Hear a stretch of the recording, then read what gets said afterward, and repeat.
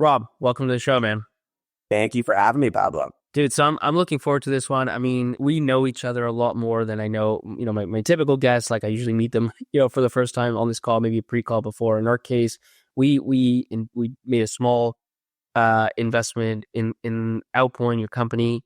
Ultimately, the company didn't work out, but you raised $1.5 million. You were actually on the path to 1 million. Like 400K was kind of the peak run rate, $250,000 and looking backwards type revenue. So there was like something real there. And I remember you had a really strong team and a really strong thesis that, at least to me, made a lot of sense. Curious to, like, now that it's been a few months, like maybe even a year or so, looking back with hindsight 2020 and trying to understand what it was that didn't work out. Welcome to the Product Market Fit Show, brought to you by Mistral, a seed stage firm based in Canada. I'm Pablo. I'm a founder turned VC. My goal is to help early stage founders like you find product market fit.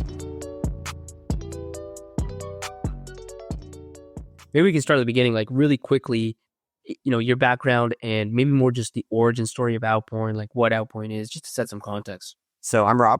I am a startup growth marketer and person who really loves the 0 to 1 journey of launching companies. Kind of 3 stages to my career. The first stage was serving as a startup generalist and growth operator inside of seed to Series B companies here in the Canadian ecosystem. So I led marketing at Borrowell. That was where I cut my teeth learning how to grow a consumer company that was heavily driven by paid growth and then product-led growth. Ultimately got that company to about 400,000 monthly users by the time I left, and that company continues to do well today. Similar story, joined early stage at a company called Policy Me and helped set up their marketing systems. And then I was head of growth at a company called Properly. Phase 1 of my career. Followed by that was phase 2, when I decided it's time to be a founder.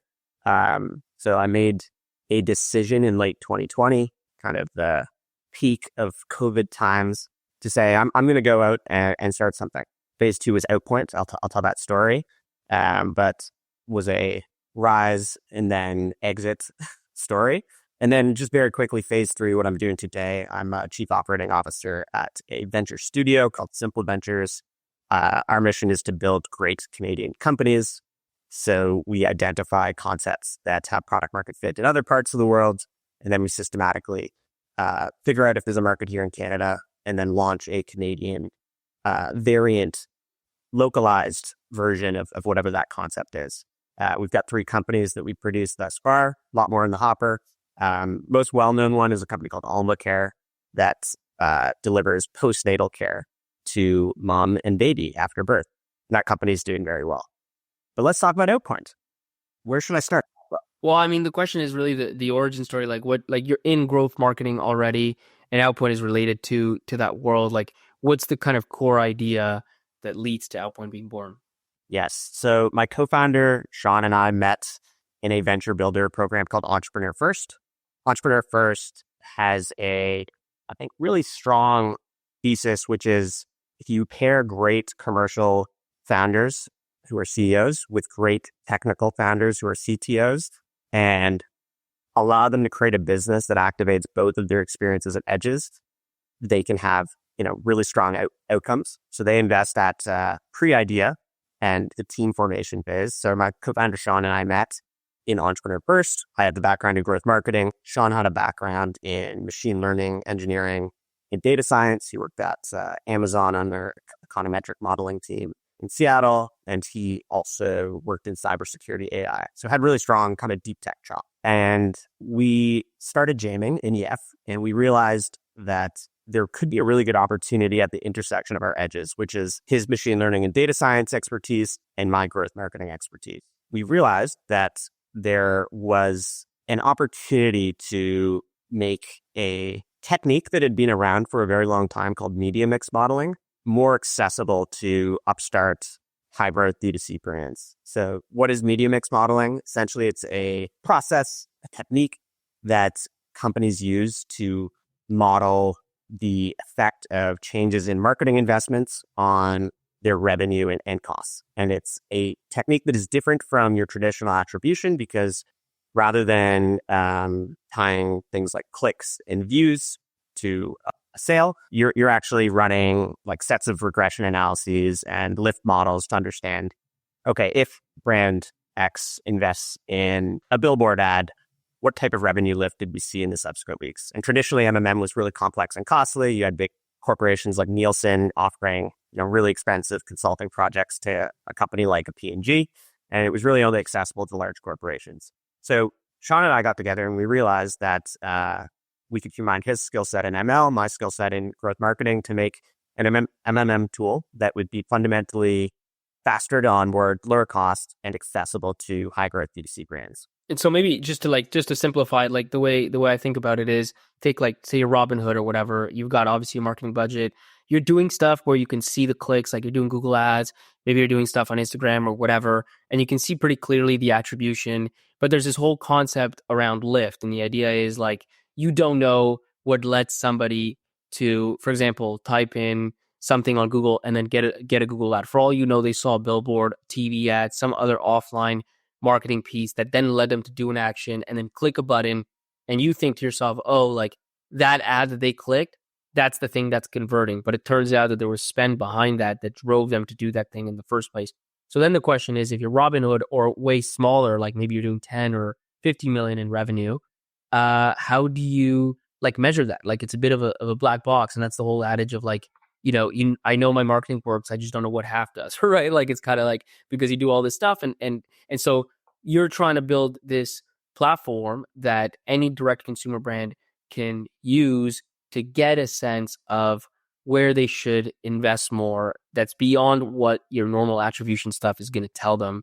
And so maybe it turns out through Outpoint that they could see actually spending on billboards is giving you more lift, spending on radio is giving you more lift. You just haven't measured it the right way. That's kind of the value prop, right? Absolutely. So it's a system that would ingest essentially their business data, so their revenue data over time, and then we would ingest their ad spend data over time, and then we would essentially build a model that would analyze what is your like baseline revenue, assuming you just have your steady state kind of marketing on, and then as you layer on a billboard or a television ad spend, what kind of lift do you see above that baseline that we could reasonably correlate some causal effect of, when Robinhood bought that billboard, there was some increase in revenue above the baseline that once we run the model can say, we think it was the presence of that out of home spend that actually drove that increase in lift. And you can run these over time. Essentially, to make it as simple as possible, it tells you if you're going to spend $1 on a given channel, how much revenue will come out from spending that dollar. Where's the best place to spend your next dollar? And the thing that I find so compelling is like, if you think about the largest brands like Coca-Cola as an example, consumer brands, like, they've got this on lock or as on lock as they can have it. Now they're doing like consulting stuff, like running very expensive reports, but they're in so many markets that they start to, get a sense of the ROI, I would at least think or hope of like, hey, if we, sponsor this team, this soccer team, like in this town, like here's the sort of lift we can see because we've done it in so many places. And so you would think to yourself, like, at least this is what I thought, and especially given your background of growth marketing, your co-founder's background on the data side, like, well, if we can just repackage this for your smaller direct consumer brand, not tiny, but like just smaller, 50 million, 100 million top line, let's say, that can't do the stuff Coca-Cola can do, well, it's going to be a bit of a no-brainer. Like they need to figure out, how to spend, like it's core to their operations. Totally. And it's not just a Coca-Cola that would benefit from that type of insight, but your upstart new CPG that is trying to sell direct to consumer and is trying to launch new retail locations. They need that level of insight as well to make good decisions. So really what it is how do you productize a process that was previously done manually by an expensive workforce and turn it into software? And it's interesting because you actually see that trend play out, I think, a lot more commonly now than was the case in 2021, where you have, a lot of companies now using AI to replace what was previously done manually. In our case, we were building a system that productized the data science process, but, we still had humans in the loop. The kind of thesis was you just make it faster, lower cost, achieve kind of the same level of accuracy that those big heavyweight projects would do. So here's the first question. Like when you went out and started speaking to customers, what was the reaction like on a 1 to 10? Like, I really don't care, or this is like a must have, or, somewhere in between. So I think the moment in time where we were launching the business is important here. So we were coming up during the kind of like peak of growth at all costs, ZERP era in 2021. So at that time, brands were spending hand over fist, trying to launch new channels. Really, the mandate was grow, grow, grow. So when we went to market during that period, the PMF seemed to be very clear. Brands wanted to adopt solutions that would help them grow faster, better understand where can I deploy that next dollar. So, how did we go to market? We were able to get, I'd say, like pretty fast traction in 2021. We raised our first round kind of at the peak of that market, $1.5 million. VCs from Canada and in the US and UK, great angels who understood the space very well from firms like Shopify and Affirm, and built a strong team. And that period of 2021 was good times, really. Getting traction with brands like Princess Polly, big Australian brand, Partake, a non-alcoholic beer brand here in Canada and the US. So traction was strong in 2021. But then we faced a shift in 2022 when the market shifted. And essentially that period, boom time, kind of came under pressure. You had what is being called this like D2C winter, where interest rates rose, the high multiples and high growth expectations from the previous period came under significant pressure. I mean, like as an anecdote, this was not a client of ours, but is a well-known company, Allbirds. They IPO'd, I think they had a $4 billion valuation when they went to market. And today, I believe that's down 98%. And they're trading at something like 70 million today. So what happens when those conditions change? Well, folks shift to prioritize profitability over growth. We saw folks essentially say, we don't really need a platform to tell us where to invest more. If anything, we need a platform to tell us where to invest less. But that value proposition is fundamentally different than the one that is we're enabling your growth. And I'd say at that time, we kind of had But isn't it like, couldn't you argue that it's two halves of the same coin? Like, in other words, if you can tell them where their spend is most efficient, then you could also tell them, well, if you're going to decrease your spend, then decrease this channel and that channel. Isn't that like, the worst thing you can do when, or I don't know, or like, how do they think about it? Like, why didn't that play out that way? I think yes, in theory, like that's what we can intellectually tell ourselves, that a dollar saved is as good as a dollar earned. I think in reality, the conditions that our clients were facing were different. We had kind of just cuts across the board, across all channels. We had headcount cuts. No, I think we literally had a number of clients that we were serving that actually went under while we were serving them. So that doesn't help your Outpoint SaaS ARR and retention very well. And I think in theory, if you're selling a prediction to someone, it works really well when you're giving them a report card that says, hey, if you spend more, you're going to get this great return here. It is a tougher sell when their revenues are declining, they're scaling back, and they're getting a report card that doesn't show a lot of positivity. And that's kind of like a tough sell. If you're not painting a rosy picture as a product that is like in the business of giving a prediction, it's difficult news to deliver to your customer.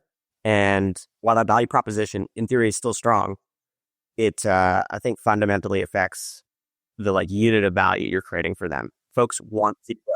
It makes sense, and I've seen. I saw this in many other kind of situations with other companies, like things that deliver hard ROI that you would think, well, don't you don't want to cut the things that deliver hard ROI, but when you're in cut mode, you're in cut mode. Like you cut your staff, you cut the number of tools you spend on, you freeze all new projects. It's just kind of like a thing that comes down from the top, and it's like we need to cut our burn so fast that we can't really like look at it on a case by case basis. We just have to across the board reduce spend, and that's typically like into that motion. It's really hard to sell. When this is happening, like in 2022, how much runway do you have? So we had stacked up, assuming that 2022 would play out similarly to 2021, and our traction would continue at the same pace, which was pretty blistering, like into Q4 and even into Q1 of 2022. So I think we increased our burn rate under the assumption that we would then be able to raise again in mid 2022, that we were doing the thing. We were venture scaling, we were growing very quickly quarter over quarter, and we had traction. And I think expectations versus reality hit in mid 2022. We kind of started to face retention issues. I think to one of your earlier questions, our initial customer base at this time is still largely coming through founder-led sales, warm connections. And while that brings in that critical early revenue, I don't know if we've truly validated product market fit with those folks. There were false positives. Folks that were supportive in the good time became, clear that they could not continue on the trajectory they're on as time shifted. And so we faced this situation where our burn was high and revenue was plateauing when we thought it was growing. And what was that? Was that like 6 months of revenue more? In terms of, how much burn we had? 6 of Runway. Of Runway, we still had probably over a year. So we probably brought our spend up to about $100K a month. So there was never a point in time where we thought we were at risk of, for instance, not being able to make payroll, which was a fortunate position for us to be in because I know not everyone was in that position. So we still had about 12 months by mid 2022. But I think it became clear that we didn't quite have product market fit, and the decisions that would need to be made to get there were not super clear. And by that, I mean, there was kind of an array of options. We weren't able to raise a subsequent round in mid 2022. I think folks were rightly alarmed by the slowing growth, the retention issues we faced. And thus, we then kind of faced a few different options. We said, well, we still have capital. We could keep operating as is, keep executing according to the plan that we created in 2021, and just grow through this pain and try to raise, as conditions improved. That, I think, felt like, as a founder, a challenge because it would rely on factors that were somewhat out of our control. It was kind of the hope and pray strategy. Then there was decision point 2, which was, well, we could actually just preserve this capital, do a hard layoff, and extend our runway and pivot. I think what made that difficult was our business was, at that point, still a productized service. So in order to continue delivering revenue, we did need to keep our humans on staff. So while we were a SaaS company, we had great data scientists and ML engineers in the background that were servicing each company, building the models, cleaning data, integrating with their systems. So that decision would essentially mean that we would have to bring revenue down because we couldn't service the existing customer base. So that one seemed tough too. And then we looked at path 3, which was, look, we know we have something here. The product works, and it may be that we just chose the wrong customer segment. And perhaps the product could be better suited to a more mature company, to an enterprise client. And thus, we actually decided to begin a process to find an acquirer, someone that could repurpose the tech and the product for different use cases. How do you do that? Like, that I find is so, it's the classic like VC thing to say, like, oh, if it's not working, like just get acquired, And I always, as a founder, I was like, man, that like makes it seem so much more straightforward than it is, like it's not like going out to fundraise where you can just kind of find VCs and pitch 100 and then, either somebody does or doesn't take it. How do you go about trying to get an enterprise to buy what is fundamentally like a team with a really early stage product? And we were very early stage, just to double click on that. We had semi-automated processes. There were bottlenecks that limited our ability to like quickly just like turn on the taps and grow. And I think that was okay because that mattered more to the VCs than it did to the potential acquirers. Essentially, what is required is a bit of a mental shift in how you think about your business and then present your business. So we ran a process that was similar to fundraising in that you identify your target partners, you begin conversing with them, and How do you even do that though? Like even that, like the top of the funnel seems to me like maybe one of the hardest parts. Like how do you identify who's going to buy you and then even just like get in front with this kind of weird conversation of like, hey, you want to buy my company? I mean, that's not, it's like such not a position of strength, you know? it's not easy. And, there were a lot of, I'd say, moments during that period where I had, doubts, where mental health was challenged. And, you wondered, should I just wind this thing down now? Is it even worth, spending the extra time to find a home for this product that, we believe in and we believe has some validation, but not quite enough for what the market needed at that moment in time. So what we do? Yeah, because what's even like, what are you thinking in terms of best case here? Like, you think you can make money from here, or is it like how much money can you give the investors back, or like what's the upside to you as a founder? Yeah, at that point, like best case scenario would be, of course, that you can return more than you've raised and deliver outcomes that can reward your investors and yourself and your team. So to answer your earlier question about like how did we identify the top of funnel, it was a mix of both evolving conversations with existing clients that we already had who actually could be in a position to buy us. Those included like agencies and technology partners. So that was the more, I'd say, organic way to start those conversations. We had tech partners that we integrated with, for instance, that we said, hey, you know what? We're in a position where we're actually looking to sell. Do you want to take a look at the tech and team? We had agencies that were working with us. We said, would this actually be useful to you as an internal tool? So that was like bucket one, the folks that we were already working with. And then bucket two was just running an outbound process, identifying companies that could use our media mix modeling tech within their internal systems. So, in bucket two, we actually had some interesting, like big names, big tech companies took a look. A few big brands actually took a look, as they were running like kind of multi-million-dollar data science teams. And perhaps they could tuck in a product that is essentially their in-house marketing science team in tech. And then it just becomes kind of a multi-month process similar to fundraising. What I would say is different about the process, though, is the conversation becomes less about what could be and, pitching the vision in 10 years. And it becomes more about the kind of like ground truth of what can the product do today? Who is on the team? How skilled are they? And we had some very skilled folks on the team. And then how does it fit with their strategy? And I actually enjoyed those conversations to like a sense they felt like more operational and ground truth than the kind of like VC conversations. And it really becomes a point where it needs to make sense for the acquirer from their like ground truth. What are you going to do for me next year point of view? And it's less so about what are you going to do in 10 years. And ultimately, did that become like a kind of, for equity exit, or more just even like keeping, re-employing some people at a new company? Like, how did that ultimately turn out? So ultimately, we were acquired by a company that private equity backed and was essentially a holdco for a number of different agencies and SaaS tools. The transaction was one that allowed us to get some cash back to our initial investors, but was, not one that actually rewarded the common shareholders. I'll put it that way. So we sold the company, got some cash back to our investors.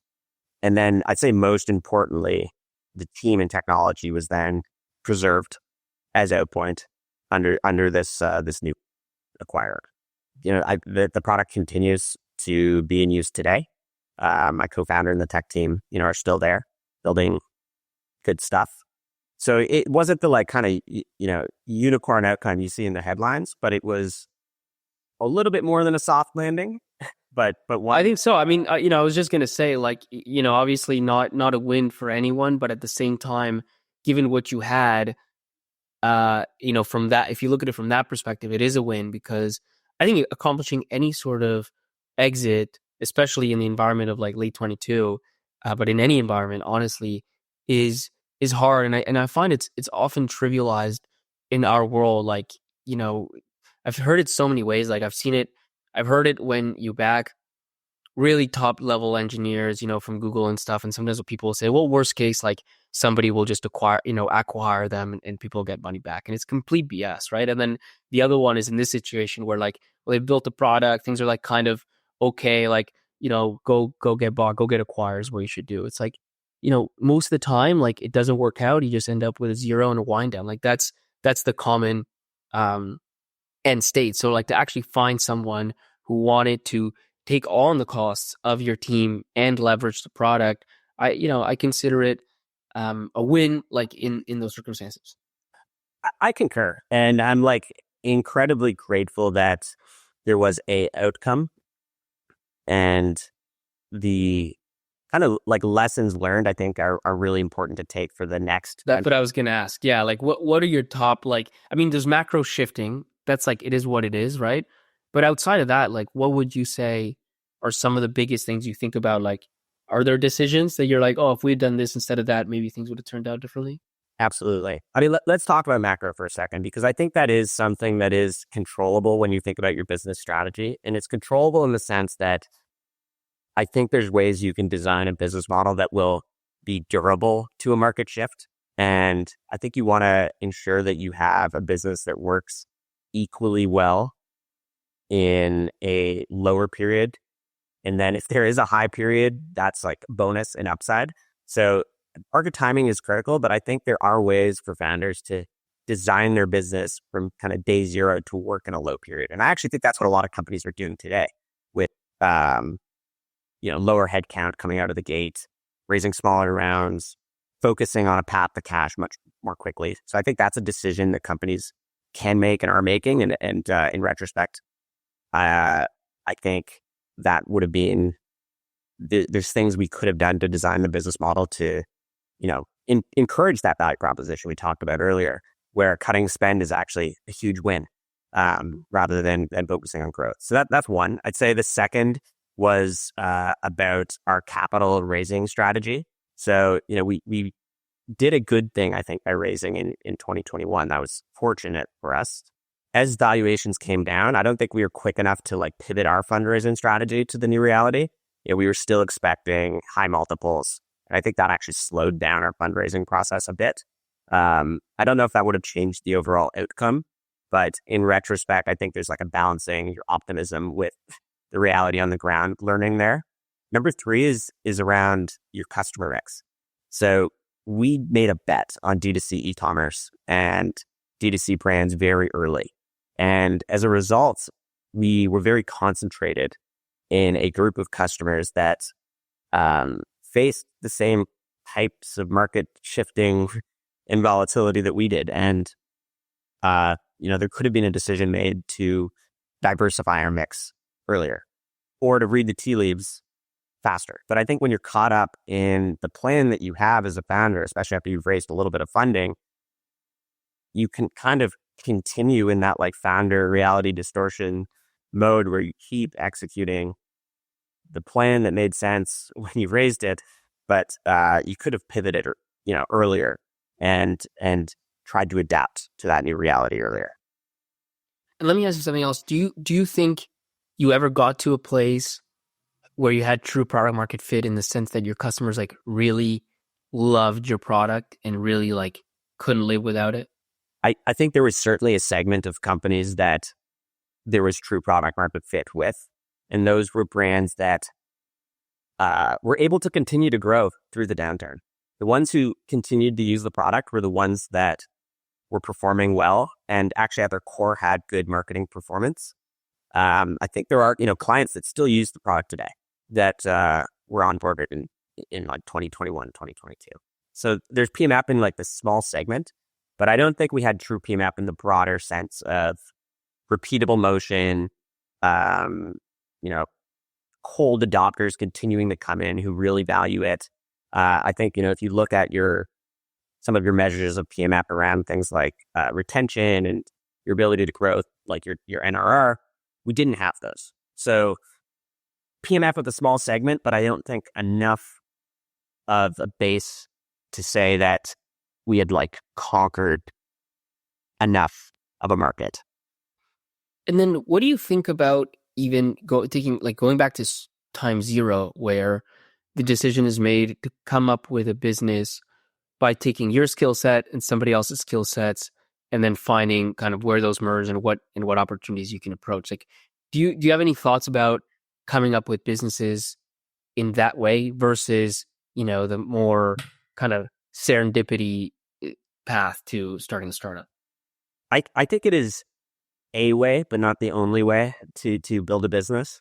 When I look at new business opportunities now, I start with market first and I start with customer need first, rather than starting with what can our team do and then backing into it. So the sequence changes a bit.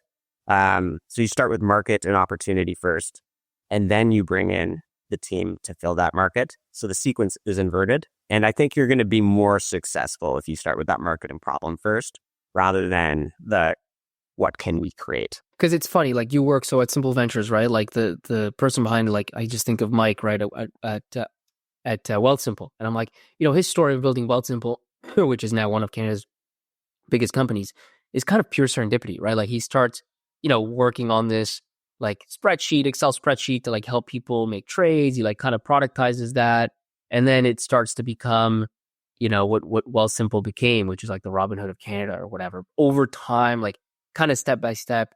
And it's funny, like there's just so many businesses that got really big, that, Wattpad being another one that's popular right in Canada on the consumer side, like just like this little like app for people to read books on the go back when people were reading on mobile phones. Right? And then it becomes this marketplace, for readers and writers with original content.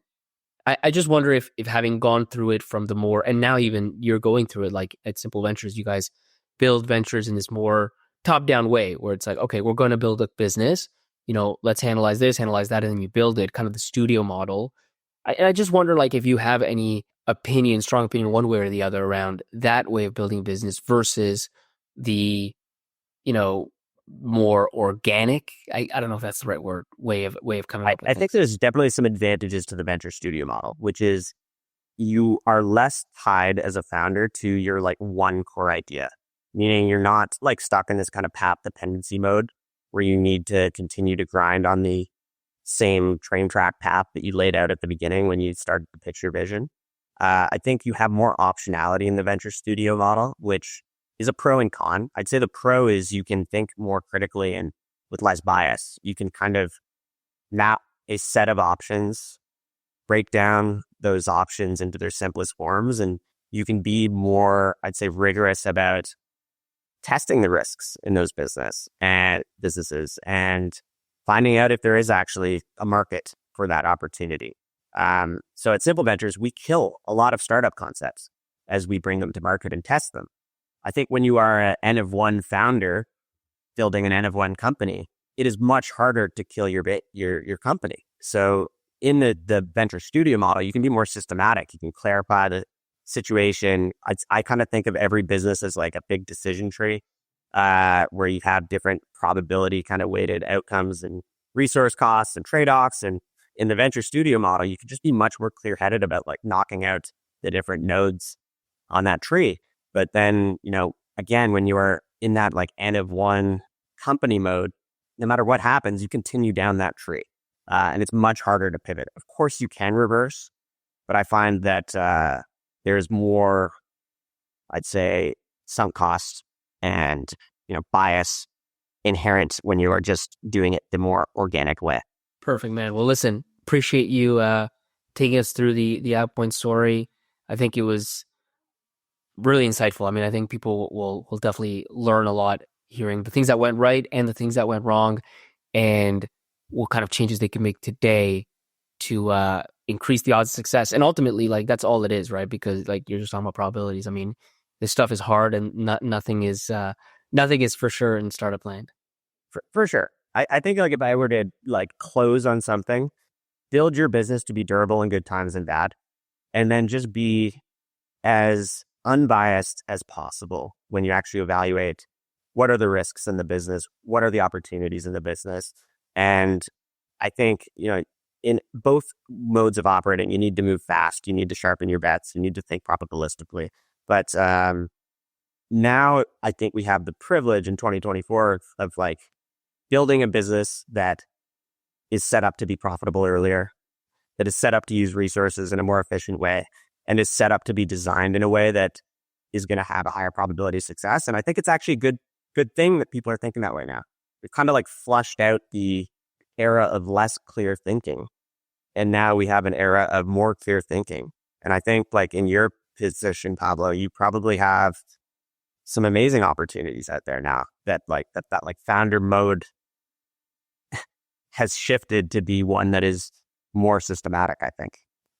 I agree. And I summarize it like founders are smart now. They're certainly smarter than I was when I was starting, especially first-time founders. Like repeat founders always have that kind of extra level of, learning behind them, right? They took the punches to the face. But I remember when I was a first-time founder, I was just like, unicorn or bust, man. I don't care. Like we're going big.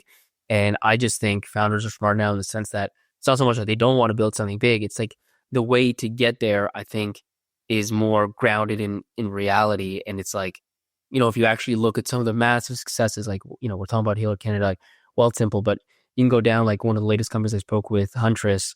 They're like a $2 billion company now, just crossed 100 million ARR.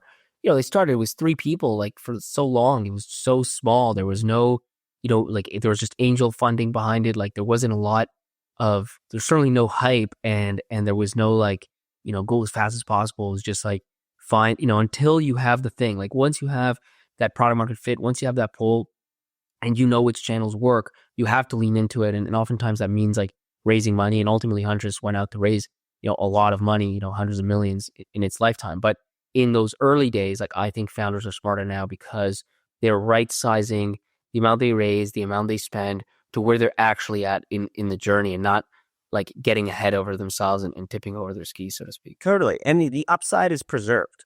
Like, even though a founder may be now protecting their downside in a more efficient and effective way. You could argue it's enhanced. Exactly. Yeah. You might have more upside. I mean, if people are thinking in bets now and like actually weighing what are the odds of X, Y, and Z actions in a more like systematic way, I think that just compounds and it accumulates their knowledge. It accumulates their path to getting PMF. You talk about like getting channels working. They can actually more like clearly understand when they have demand side leverage and when they don't. And I think so many companies leaned into a demand side engine that was like not built on fundamentals. And now those false positives have kind of gone away and we're at like this ground truth world. And it's nice. I actually think it's a more like calm, stable, and fundamentally accurate way to build a business. Awesome, man. Well, we'll stop it there. Thanks, Rob, for jumping on the show. Appreciate it, man. Thanks for having me. Bye. If you listen to this episode and the show and you like it, I have a huge favor to ask for you. Well, it's actually a really small favor, but it has huge impact. But whichever app you're listening to this episode on, take it out, go to a Product Market Fit Show, and leave a review, please. It's going to help. It's not just going to help me, to be clear. It's going to help other founders discover this show because the algorithms, whether it's Spotify, whether it's Apple, whether it's any other podcast player, one of the big things they look at is frequency of reviews. It's quantity of reviews. And the reality is, if all of you listening right now left reviews, we would have thousands of reviews. So please take literally a minute, even if you're just writing like, great podcast, or I love this podcast, whatever it is, just write a few words. Obviously, the longer, the better, the more detailed, the better, but write anything, leave 5 stars, and you will be helping me, but most importantly, many other founders just like you discover the show. Thank you.